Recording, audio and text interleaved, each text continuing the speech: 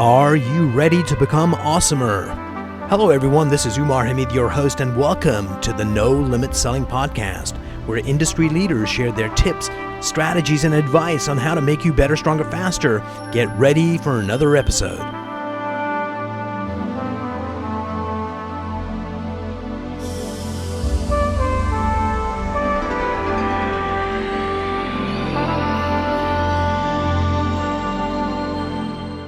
Today, I have the privilege of having John Maggio. He is the leader of networking in Annapolis, helping business owners connect and grow their businesses. John, welcome to the program. Thank you so much for having me today. You know, John, marketing is the easiest thing to do in the world. Badly, I know. I have the scars to prove it. And really difficult to get it right. And a lot of people try and do it themselves, and they do it badly. They waste money, and they weaken their brand. Why don't you tell us, your philosophy on how to market and how to get people to actually engage with you and eventually become customers? Well, that when we go to networking events and when we're out and around town, there's a lot of people that do the same thing. For example, there's a lot of real estate agents, there's a lot of financial advisors. So the same kind of people? The same type of products and services that they sell. Yes. A lot of peers, a lot of competitors. So in order to do that, you really need to work on some personal branding. Absolutely. And I think a lot of people are still stuck in that traditional advertising mode where it's coupons, ads, when they really need to be talking about the who they are, not the what they're selling. Absolutely, because I think everybody knows this. Even the old school salespeople knew that you buy from the person. Yeah. It's not about the product, it's about the person. And we forget that when we go to do things and get caught up in it's all about the product. And if it's a commodity, you're dead. Oh, I know. That's absolutely true.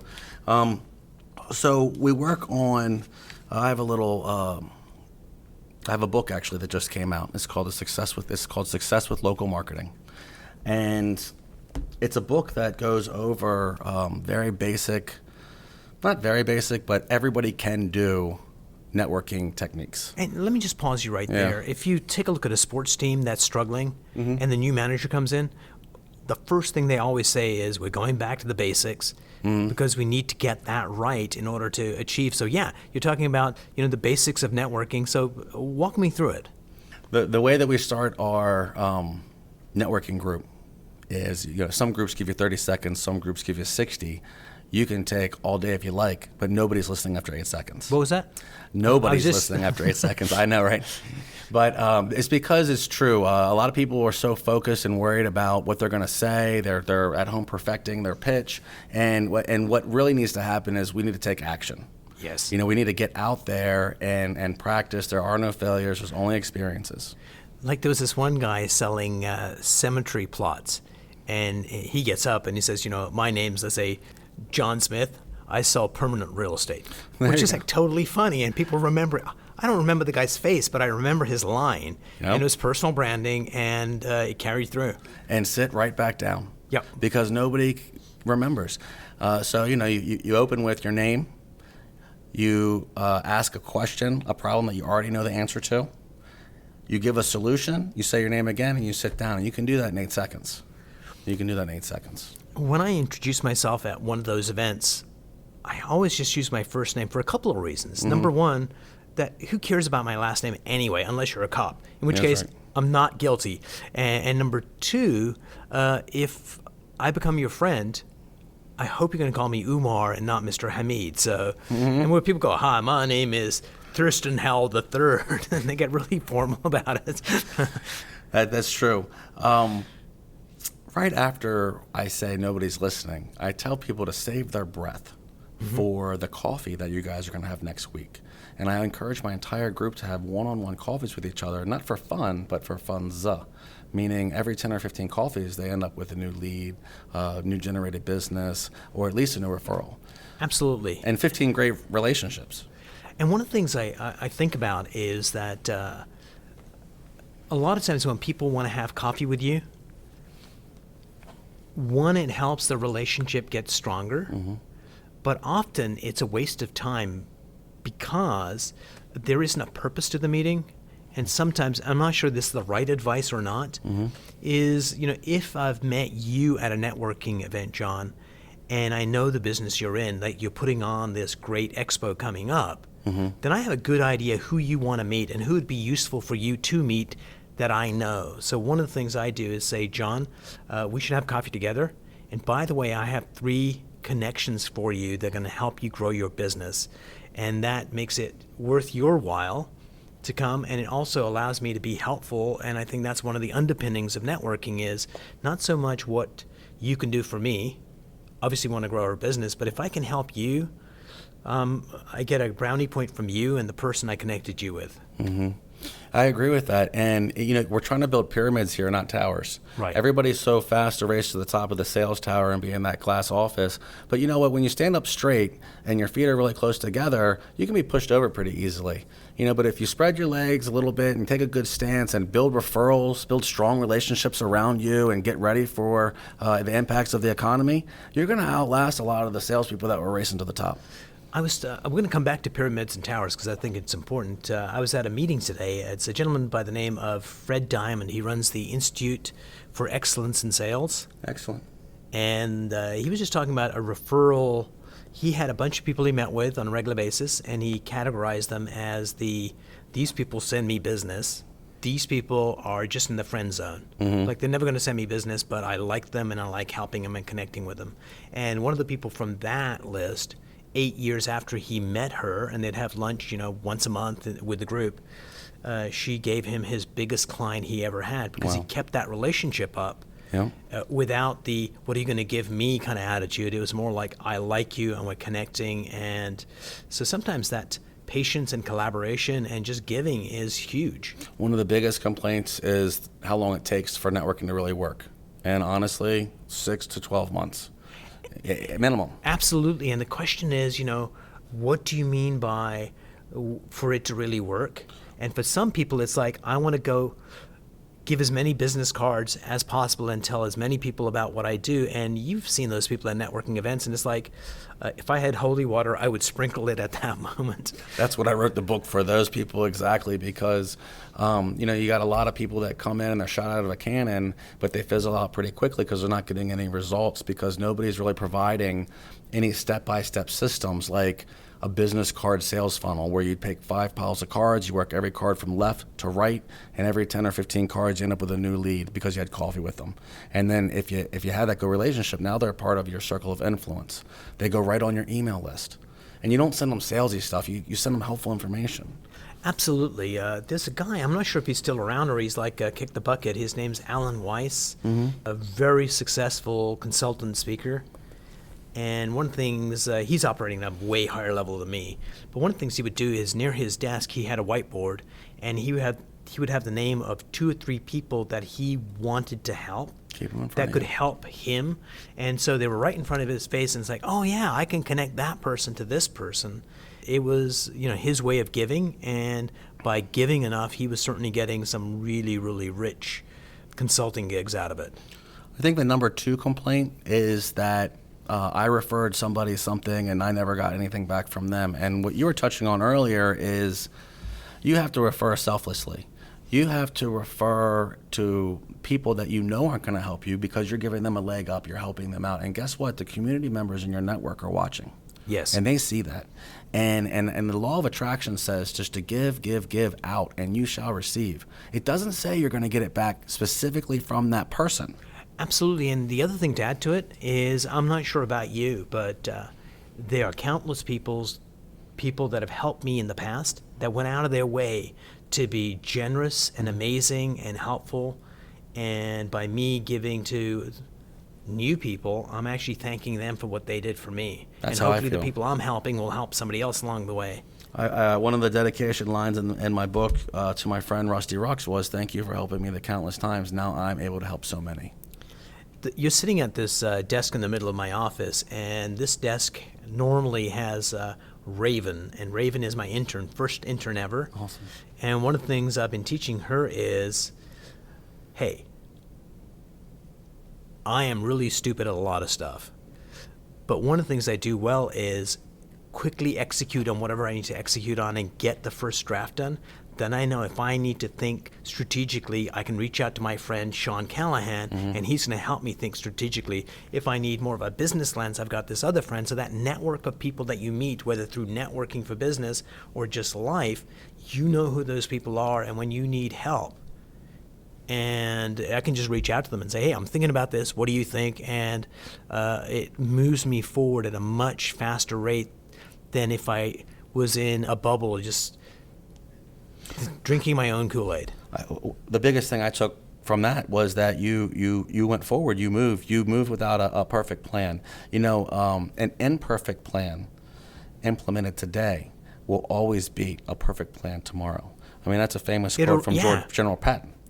And iteration is like the best way to create awesome stuff. It's like, but a lot of people get stuck in the, I want it to be perfect. When I go out networking, I want this to work perfectly as it is. And the only thing you need to know, and correct me if this doesn't kind of align with your philosophy, is to go out networking and make those heart-to-heart connections with people just for the sake of human being to human being. And if it leads to business, all the better. And if you do it right, it will lead to business. But if you go, I must get money, I must get a sale with every person that I meet, then it will end in bitterness and tears. You've got to look for little yeses to keep your motivation up. You certainly have to think about every prospect's paying you. How much are you going to get if you make that one sale at the end? And then divide that out by how many attempts it takes to get that sale. And know that every time you go for coffee and every time you have a meeting, it has value.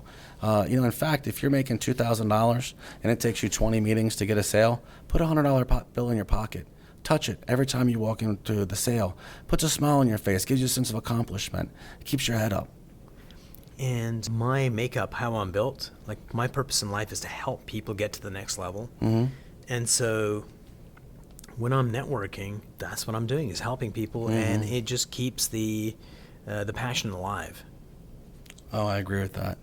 I think back to what you were saying, and I think a lot of people don't move or get frozen because they're nervous, they have anxiety. Anxiety is huge, and a lot of people come up to me and they say, John, you're doing this great. I said, well, did you know I couldn't leave my house for 20 years? Because I was stricken with anxiety so bad that I couldn't go. This is the first time I've ever been to Towson in my life. You cannot tell when you see you, except for that twitch in your eye. Right. Is perfect. We suddenly had to start this company, Michelle and my sister and I, and my anxiety was so bad I submitted myself to the hospital in Annapolis. Well, I am proud of you for doing that, because that should be an inspiration for people, because that anxiety is not, most people go, well, it's just anxiety, you're made of stars, you're amazing, and all that stuff is bullshit. But because for the person going through it, it is more than real. And for you to step through that and do it anyway, I think they've got a word for that, and that word is courage. I appreciate that. It is very real, very physical. Buckle over pain occurs in your stomach. What ends up happening in an anxiety attack is your body starts to shut down to protect itself mentally, as if you were in a bad car accident. A lot of people say, well, can you remember? No, I can't remember. And one of the first things that happens, you start dumping. Either you got to throw up, you got to use the restroom, and eventually you'll hyperventilate and pass out.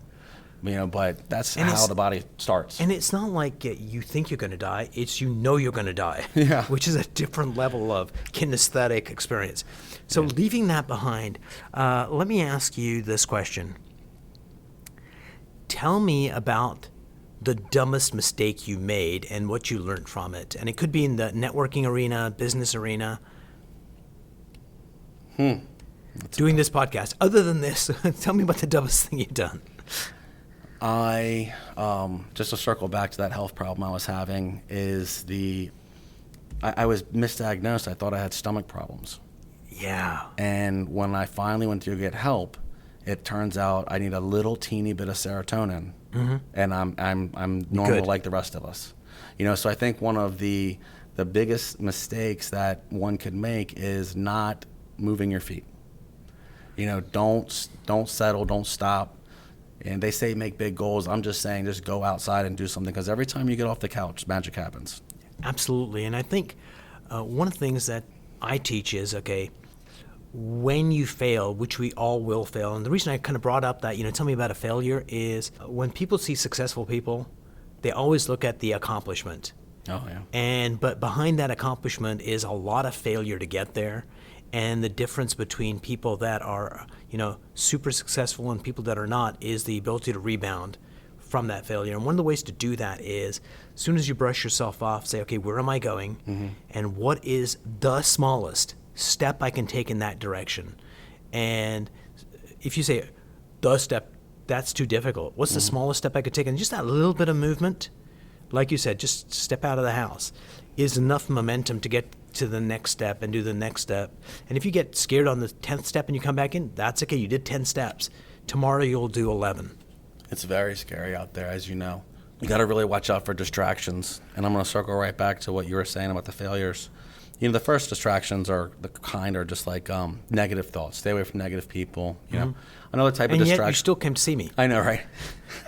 Another type of distraction, and if you don't appreciate it, I'd like for you to take a moment, get off your phone. But another distraction is people are always on their phones, Facebook, or they're distracted in conversation, and they're really avoiding the main purpose or their main goals. I write in the book here that the worst type of distraction are the productive distractions, meaning I'm doing social media, I'm writing reports, I'm doing extra work for clients, but I didn't finish the book.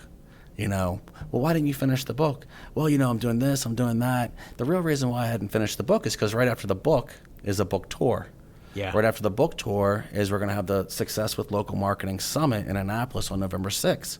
So I think that the fear of the accomplishment was preventing me from focusing on the end goal, and I was being distracting myself and saying, oh, well, this is good. And rationalizing those decisions. Yeah, this is good. Look at this social media, look at this website, look at these things that I've created. Rationalizing. Actually, and then the word's really brilliant. It's like rational lies. They're believable lies that we convince ourselves. But just going back to writing a book, for those of you listening to this that have not written a book, writing a book is hard. The first time you get to an editor, they're ruthless, evil, satanic people, and it just crushes your soul. And you go through all the pain, the blood, the sweat and tears, and you write your book. And you know what? That's the easy part. Then comes marketing the book, which is 100 times more challenging than the writing. It is. But if you can write a book, do it, because it's a major accomplishment. So write another one too. Thank you. Write another. How many do you have? 2, yes? I've got 2, and the third one is coming. I feel like I have to write another one. I've already started, because once you get in the ring, you have to defend the belt. Yep. Right? A lot of people write one book. Let's write more than one and become an actual author. The next book is called Finding Your Tribe. I love that. Yeah, and I have 4 chapters laid out. The Tower versus the Pyramid is one of them. Let There Be Light is a gratitude chapter. The Hyperactive Networker is another chapter, and the 12 Touches. But not inappropriate touches. Yeah, that's either you're going to get a sale or you're going to jail. Yep. So tell me about the expo before we kind of wind this thing up today. We're going to have the Super Bowl of Networking in Anne Arundel County. Nice. There hasn't been a lot of big events like this in Anne Arundel County before.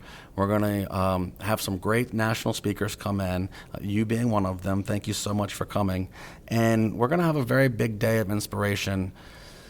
It's going to be at the Dordan Institute at the Anne Arundel Medical Center. Nice. Yeah, so we rented out the entire 7th floor, and it's a beautiful overlook of Annapolis.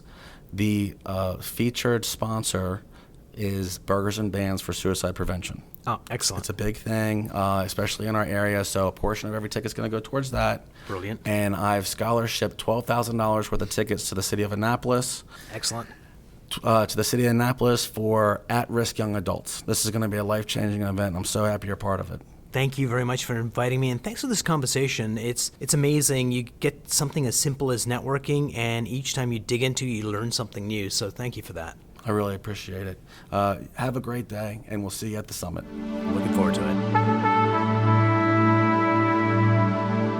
If you enjoyed this episode, please go to iTunes and leave a 5-star rating. And if you're looking for more tools, go to my website at nolimitselling.com. I've got a free mind training course there that's going to teach you some insights from the world of neuro-linguistic programming, and that is the fastest way to get better results.